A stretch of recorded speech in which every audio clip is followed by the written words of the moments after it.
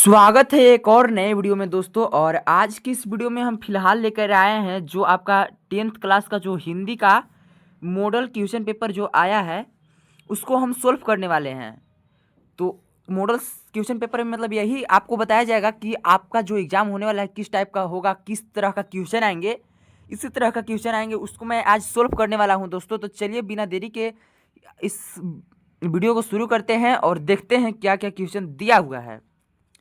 तो यहाँ पे मैं आपको बता दूं कि यहाँ जो आपका पूर्णांक रहेगा 80, यानी कि 80 मार्क्स का एग्जाम होने वाला है और समय रहेगा 3 घंटा। और क्लास 10th का देखने वाले हैं, विषय हिंदी का। और चलिए अब चलते हैं। तो यहाँ पे आपका पहला क्वेश्चन में जो पहला है गद्यांश दिया गया है तो उसको पढ़ते हैं। तो यहाँ पे है, पुस्तकें मनुष्य की सबसे अच्छी मित्र होती है, वे हमें ज्ञान, प्रेरणा और मनोरंजन प्रदान करती है। पढ़ने की आदत न केवल हमारी शब्द संपदा को बढ़ाती है बल्कि हमारी सोच को भी गहराई देती है। आज के डिजिटल युग में लोग मोबाइल और कंप्यूटर पर अधिक समय बिताने लगे हैं, जिससे पढ़ने की आदत धीरे धीरे कम हो रही है। यदि हम प्रतिदिन थोड़ा समय पुस्तकों के साथ बिताएं तो यह हमारी मानसिकता क्षमता को बढ़ाने में मदद करेगा और हमें जीवन में सही निर्णय लेने की क्षमता भी प्रदान करेगा।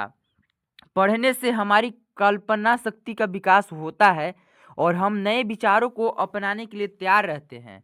तो यहाँ पे आपका ऑब्जेक्टिव प्रश्न स्टार्ट हो चुके हैं दोस्तों। तो यहाँ पे आपका पहला क्वेश्चन है, पुस्तकों को मनुष्य का सबसे अच्छा मित्र क्यों कहा गया है। तो पुस्तकों को सबसे अच्छा मित्र क्यों कहा गया है दोस्तों, अभी आपने ऊपर पढ़ा गदांश में। वे पहला ऑप्शन दिया हुआ है, वे हमें धन देती है, तो इसलिए अच्छा मित्र बताया गया है। नहीं दोस्तों, ख है, वे हमें ज्ञान, प्रेरणा और मनोरंजन देती है। तो इसका जो राइट आंसर हो जाएगा दोस्तों ऑप्शन नंबर ख हो जाएगा, वे हमें ज्ञान, प्रेरणा और मनोरंजन देती है। और अब चलते हैं दूसरे नंबर क्वेश्चन की ओर। तो यहाँ पे दूसरा नंबर क्वेश्चन कह रहा है, डिजिटल युग में पढ़ने की आदत कम होने का क्या कारण है। यानी कि डिजिटल युग दोस्तों, यानी कि आज की जो कंप्यूटर की दुनिया में जो फ़ोन पर जो ज़्यादा लोग समय व्यतीत कर रहे हैं, तो इसके लिए जो एक कारण है क्या है। तो यहाँ पे आपका पहला कह रहा है, लोग मनोरंजन के लिए केवल अखबार पढ़ना पसंद करते हैं। बिल्कुल नहीं दोस्तों, ऐसा भी तो नहीं है। लोग फ़ोन पर केवल अखबार यानी कि समाचार पत्र थोड़ी ना पढ़ते हैं। दूसरा है, लोग अपना अधिकतर समय मोबाइल और कंप्यूटर पर बिताने लगे हैं। ग है, पुस्तकालय जाने में लोगों की रुचि नहीं रही है। और घ है, लोग केवल परीक्षा के समय पढ़ने की आदत रखते हैं। तो यहाँ पे ऑप्शन नंबर ख हो जाएगा दोस्तों, क्योंकि हमने ऊपर जो देखा था गद्यांश में ख ही लिखा हुआ था कि लोग अपना अधिकतर समय मोबाइल और कंप्यूटर पर बिताने लगे हैं। और अब हम देखने वाले हैं तीसरे नंबर क्वेश्चन की ओर। तो यहाँ पे तीसरा नंबर क्वेश्चन कह रहा है दोस्तों, प्रतिदिन पुस्तकों के साथ समय बिताने से क्या लाभ होता है। तो प्रतिदिन पुस्तकों के साथ समय बिताने से क्या लाभ होता है दोस्तों, मानसिक क्षमता का विकास होता है और निर्णय लेने की योग्यता बढ़ती है। तो इसका क ऑप्शन सही हो जाएगा। और अब हम चलते हैं 4 नंबर क्वेश्चन की ओर। तो 4 नंबर क्वेश्चन यहाँ पे कह रहा है, ज्ञान शब्द का पर्यायवाची गद्यांश के अनुसार कौन सा है। ज्ञान का सब पर्यायवाची शब्द क्या है होता है दोस्तों, शिक्षा होता है। तो इसलिए इसका जो राइट आंसर हो जाएगा आपका घ हो जाएगा, राइट। और अब हम देख लेते हैं अगले क्वेश्चन की ओर। तो यहाँ पे पद्यांश दिया हुआ है दोस्तों, यानी कि कविता दिया हुआ है, तो इसको भी पढ़ लेते हैं। तो यहाँ पे लिखा हुआ है, पर्वत कहता शीश उठाकर तुम भी ऊंचे बन जाओ, सागर कहता है लहरा कर मन में गहराई लाओ। और समझ रहे हो क्या कहती है, उठ उठ गिर तरल तरंग, भर लो अपने दिल में मीठी मीठी मृदुल उमंग।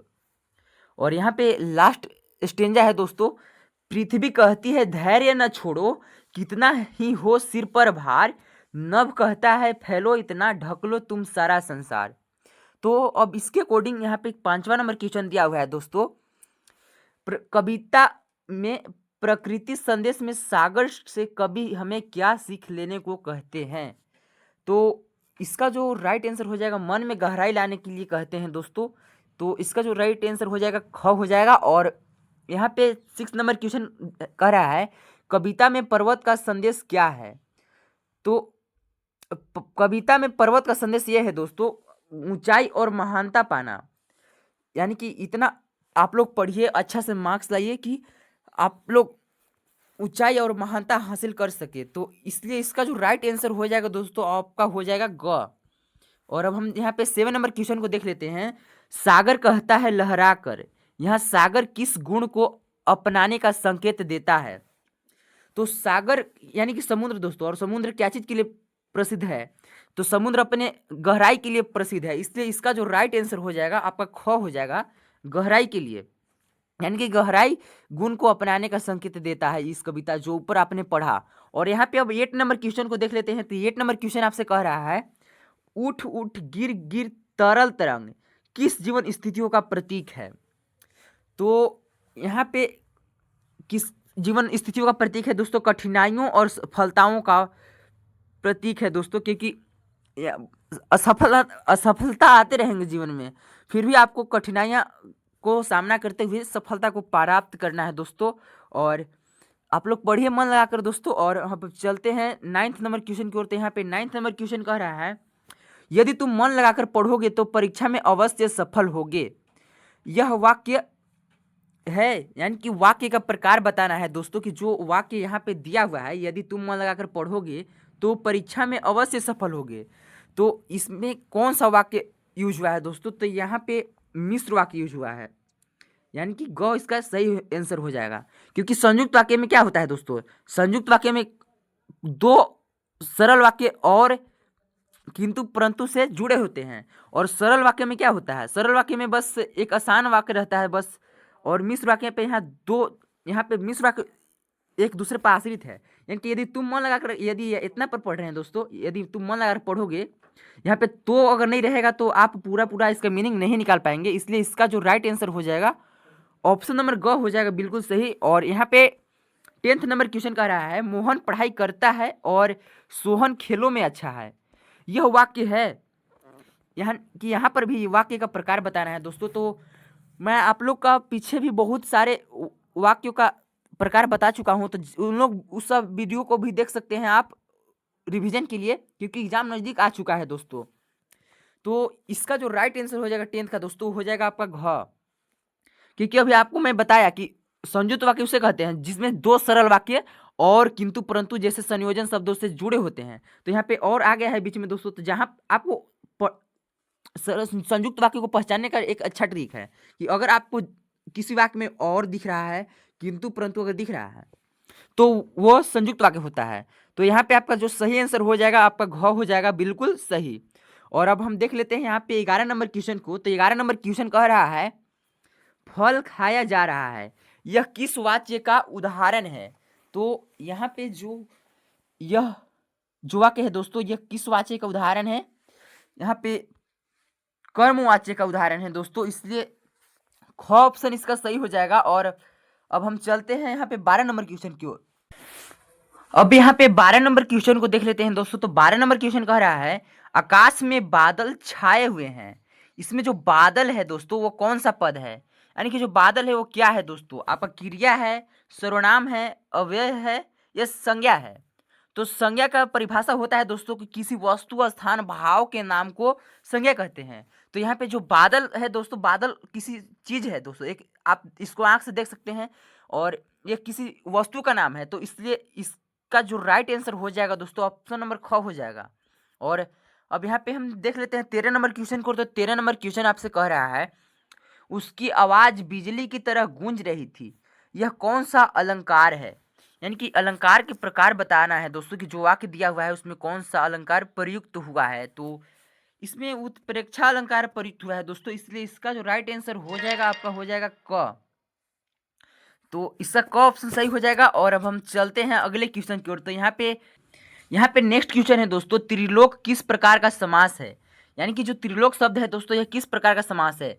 तो आप पढ़े होंगे दोस्तों कि ऐसा समास जिसका पहला पद किसी संख्या का बोध कराता है, यानी कि किसी संख्या यानी कि नंबर का बोध कराता है, उसे कौन सा समास कहते हैं? द्विगु समास कहते हैं। क्योंकि यहाँ पे जो पहला पद है दोस्तों त्रि यानी कि तीन, और त्रिलोक का तीन लोगों का समूह यहाँ पे समूह को प्रदर्शित कर रहा है दोस्तों, इसलिए इसका जो राइट आंसर हो जाएगा आपका ग ऑप्शन हो जाएगा, बिल्कुल सही। और यहाँ पे अब चलते हैं 15 नंबर क्वेश्चन की ओर। यहाँ पे लिखा हुआ है, ईमेल लेखन किससे संबंधित है? तो यहाँ पे ईमेल लेखन किससे संबंधित है दोस्तों? इसका जो राइट आंसर हो जाएगा ऑप्शन नंबर ए, आधुनिक संचार माध्यम से संबंधित है दोस्तों। और यहाँ पे अब हम नेक्स्ट क्वेश्चन को देखते हैं। तो नेक्स्ट क्वेश्चन है, पढ़ाई जीवन को उज्जवल बनाती है, इसमें कौन सा अलंकार है? तो इसमें कौन सा अलंकार प्रयोग हुआ है दोस्तों? मानवीकरण अलंकार प्रयुक्त हुआ है, इसलिए क ऑप्शन इसका सही होगा दोस्तों। क ऑप्शन इसका राइट आंसर हो जाएगा। और अब हम यहाँ पे देख लेते हैं, यहाँ पर भी एक और गद्यांश दिया हुआ है दोस्तों, इसको पढ़कर उसका उत्तर का चयन करना है। तो चलिए इसको भी पढ़ लेते हैं। तो युमथोंग पहुंचने के लिए हमें रात भर लायुंग में पड़ाव लेना था। गगनचुंबी पहाड़ों के तल में सांस लेती एक नन्ही सी शांत बस्ती लायुंग, सारी दौड़ धूप से दूर जिंदगी जहां निश्चित सो रही थी, उसी लायुंग में हम ठहरे थे। तीस्ता नदी के तीर पर बस से लकड़ी के एक छोटे से घर में मुंह हाथ धोकर मैं तुरंत ही तीस्ता नदी किनारे बिखरे पत्थरों पर बैठ गई थी। सामने बहुत ऊपर से बहता झरना नीचे कलकल बहती तीस्ता में मिल रहा था। मध्यम मध्यम हवा बह रही थी, पेड़ पौधे झूम रहे थे, गहरे बादलों की परत ने चांद को ढक रखा था और बाहर परिंदे और लोग अपने घरों को लौट रहे थे। वातावरण में अद्भुत शांति थी। मंदिर की घंटियां सी, घुंघरू की झुनझुनाहट सी आंखें अनायास भर आई। तो यहाँ पे इस गद्यांश को पढ़ लिए दोस्तों, हम इसके उत्तर को देखने वाले हैं। तो यहाँ पे नेक्स्ट क्वेश्चन है दोस्तों, लायुंग किस प्रकार की बस्ती बताई गई है? तो यहाँ पे लायुंग किस प्रकार का बस्ती बताया गया दोस्तों? ऊपर जैसे हम लोग पढ़ा, शांत और नन्ही सा बस्ती बताई गई है।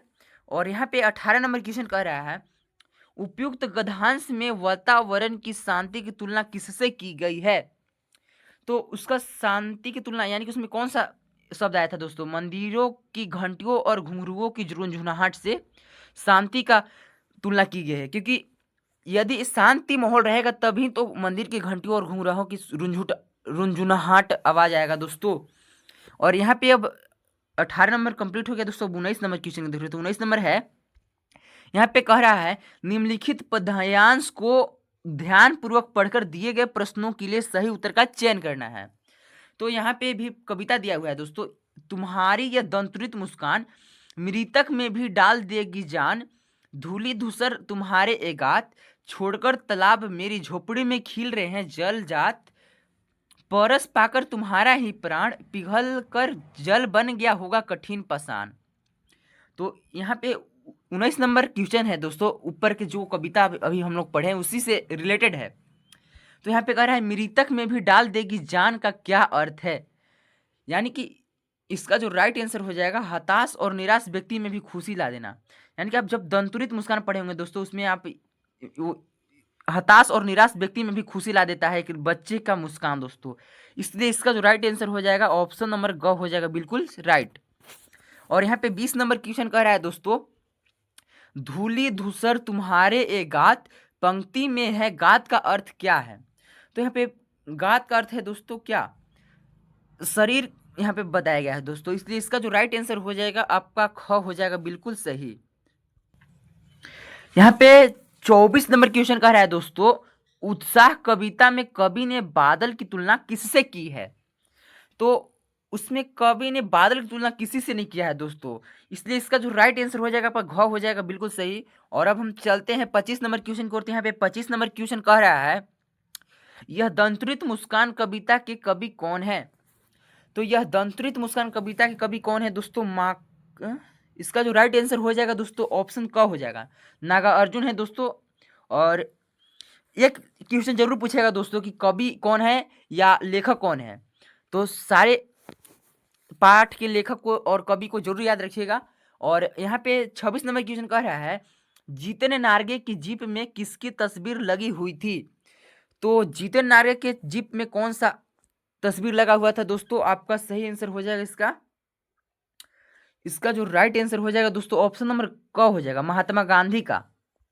और अब हम चलते हैं अगले क्वेश्चन की ओर। तो यहाँ पे 27 नंबर क्वेश्चन कह रहा है दोस्तों, फसल किसका गुणधर्म है? तो फसल मिट्टी का गुणधर्म है दोस्तों, ये आपने कविता जब पढ़ा होगा तो उसमें बताया गया होगा। और यहाँ पे 28 नंबर क्वेश्चन कह रहा है, संगीतकार का क्या अर्थ होता है? तो संगीतकार का अर्थ होता है दोस्तों मुख्य गायक का साथ देने वाला गायक, यानी कि जो जो मुख्य गायक है, यानी कि मेन जो सिंगर है उसके साथ देने वाले जो गायक होते हैं। यानी कि जब आप कहीं प्रोग्राम होता होगा तो आप देखे होंगे कि जब कोई गाना गाता है उसके पीछे पीछे और उनके संगीतकार लोग गाते हैं, तो यहाँ पे संगीतकार का अर्थ हो जाएगा मुख्य गायक का साथ देने वाले गायक। इसलिए इसका जो राइट आंसर हो जाएगा आपका ख हो जाएगा, बिल्कुल सही। और अब हम देखते हैं यहाँ पे 29 नंबर क्वेश्चन की ओर। आपका 30 क्वेश्चन रहेगा दोस्तों ऑब्जेक्टिव एग्जाम में, क्योंकि मॉडल सेट में 30 ही दिया हुआ है तो एग्जाम में भी 30 ही पूछेगा।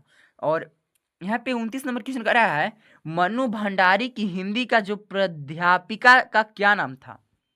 तो शीला अग्रवाल नाम था दोस्तों, आप पढ़े होंगे, उसमें क ऑप्शन का सही हो जाएगा। और यहाँ पे लास्ट क्वेश्चन कह रहा है हलदार साहब और चश्मे वाले में क्या समानता है। तो हलदार साहब और चश्मे वाले में क्या समानता है दोस्तों, दोनों देशभक्त थे दोस्तों, इसलिए इसका जो ख ऑप्शन सही हो जाएगा, बिल्कुल दोनों देशभक्त थे, इसलिए इसका जो राइट आंसर हो जाएगा ख हो जाएगा, बिल्कुल सही। और यहाँ पे हमारे जो वैकल्पिक प्रश्न है यानी कि जो एमसीक्यू है दोस्तों समाप्त हो चुके हैं। और अब हम देखने वाले हैं खंड ख के अंतर्गत जो अति लघु उत्तरीय प्रश्न दिया हुआ है इसको हम देखने वाले हैं। तो यहाँ पे 31 नंबर क्वेश्चन कर रहा है गोपियों ने उद्धव की, यहाँ पे 31 नंबर क्वेश्चन कर रहा है दोस्तों गोपियों ने उद्धव को योग की शिक्षा कैसे लोगों को देने की बात कही है। और इन सारे क्वेश्चनों का मैं अभी आंसर बताने वाला हूं दोस्तों, तो आप लोग देख लीजिए थोड़ा सा आप क्वेश्चन को, तो देखिए यही है आपका क्वेश्चन मॉडल सेट में दोस्तों। अब हम चलते हैं सीधे इसके आंसर पे, तो चलिए अब हम चलते हैं।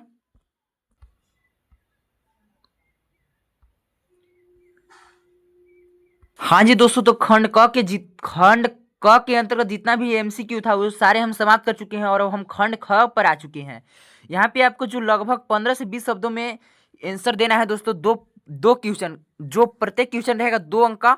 तो यहाँ पे जो आपका पहला क्वेश्चन है गोपियों ने उद्धव को योग की शिक्षा कैसे लोगों को देने की बात कही है। तो यहाँ पे उत्तर हमने लिखा है दोस्तों गोपियों ने कहा है कि योग की शिक्षा उन लोगों को देनी चाहिए जिनके मन चक्री के समान चंचल है और जिनमें भक्ति के प्रति स्थिरता ही नहीं है। और यहाँ पे 31 नंबर क्वेश्चन समाप्त हो चुके हैं दोस्तों। और यहाँ पे बताया है 15 से 20 शब्द में ही उत्तर देना है, इसलिए इसमें ज़्यादा लिखने से कोई फायदा नहीं है, नंबर मिलेगा 2 नंबर ही। और यहाँ पे 32 नंबर क्वेश्चन कह रहा है दोस्तों पाठ जो नेताजी का चश्मा है में मूर्ति के निर्माता का क्या नाम था। तो मूर्ति के निर्माता का नाम था मास्टर मोतीलाल था, जो स्थानीय स्कूल के ड्राइंग मास्टर थे और इन्होंने चश्मा बनाना भूल ही गया था दोस्तों। और यहाँ पे 33 नंबर क्वेश्चन कह रहा है दोस्तों लेखिका ने युमथांग की यात्रा के दौरान कौन कौन से वृक्ष देखे। तो लेखिका ने युमथांग की यात्रा के दौरान पाइन यानी कि चिड़चिड़ी या चीड़ का जो होता है पेड़ दोस्तों और धूपी के खूबसूरत नुकीले पेड़ देखे। और आप अगर यहाँ पे आ चुके हैं दोस्तों तो मैं आपको बता दूं कि आप अभी 10th क्लास में हैं और आपको पता होगा कि जो आकांक्षा का एक योजना है दोस्तों उसको फॉर्म फिलअप आप लोग कर लीजिए, क्योंकि इसके अंतर्गत अगर आप उसमें 3 ऑप्शन रहते हैं।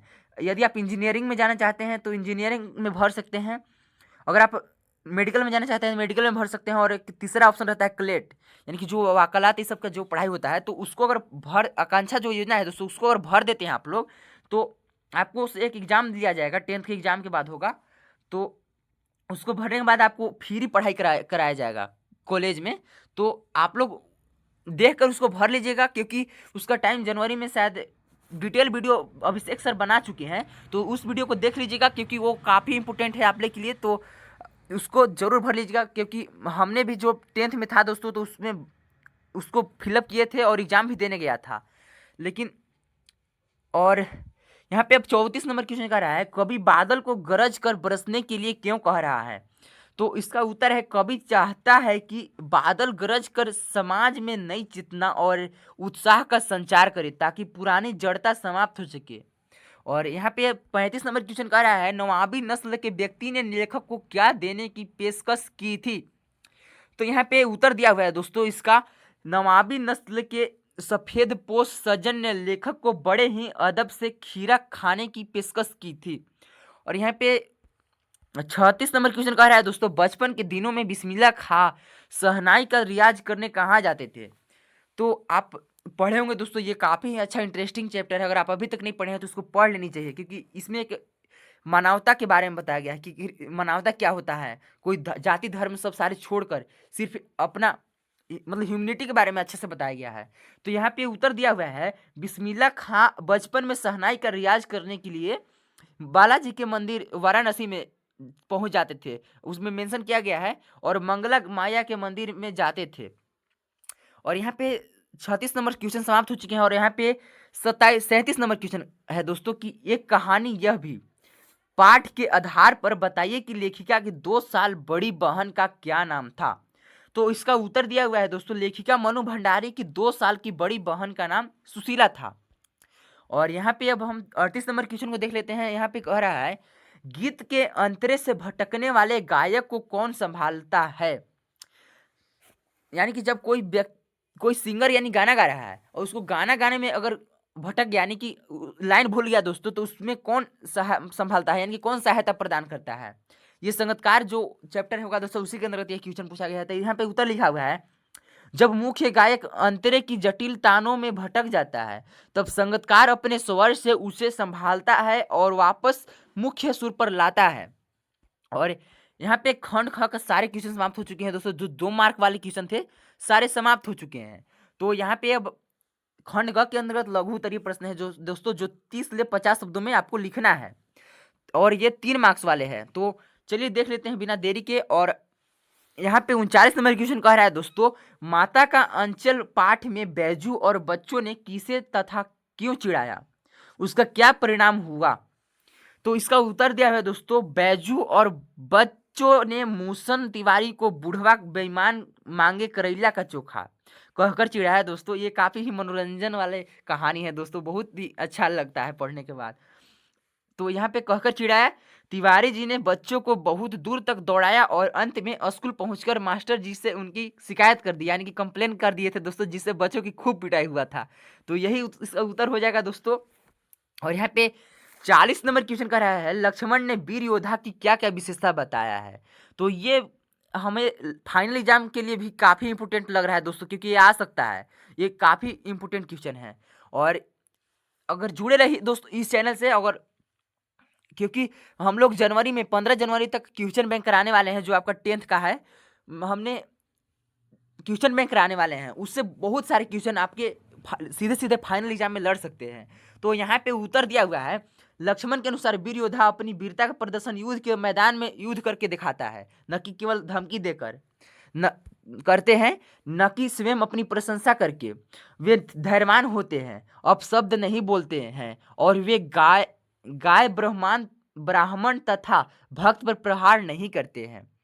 और यहाँ पे 41 नंबर क्वेश्चन कह रहा है, पान वाले और हालदार साहब की सोच में क्या अंतर था।